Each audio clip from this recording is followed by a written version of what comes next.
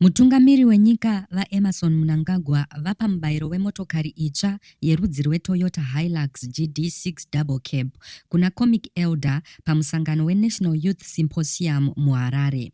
Mhuri yeZimbabwe ndinokuchingamidzai zvakare panonzi pano. Ndapota musakanganwawo kusubscribe, kufollowa nekulikewo vhidhiyo rino, zvakare nekurisheya. Izvi zvinobatsira kuti risvike kure kune hama neshamwari dzenyu dzisati dzariona. Munhau dzinofadza kubva muguta reHarare nhasi pamusangano wekupa masimba kune vechidiki weNational Youth Empowerment Symposium.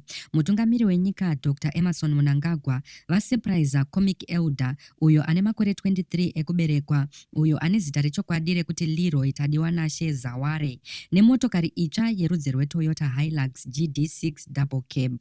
Apiwa mubayiro uyu pakati pevamwe 20 vechidiki for their contributions to entertainment. Chipo ichi chauya mushure mekunge mutungamiri wenyika aona kuti muzvinabhizimusi Wicknell Chivhayo, uyo ane mukurumbira wekupa zvipo zvemotokari kune vane mukurumbira, akange asingatarise comic elder. Saka vaMnangagwa vabva vapindawo mukusimudzira rwendo rwacomic elder. Musangano uyo une dinginira rekuti simbisai vechidiki, chengetedzai ramangwana.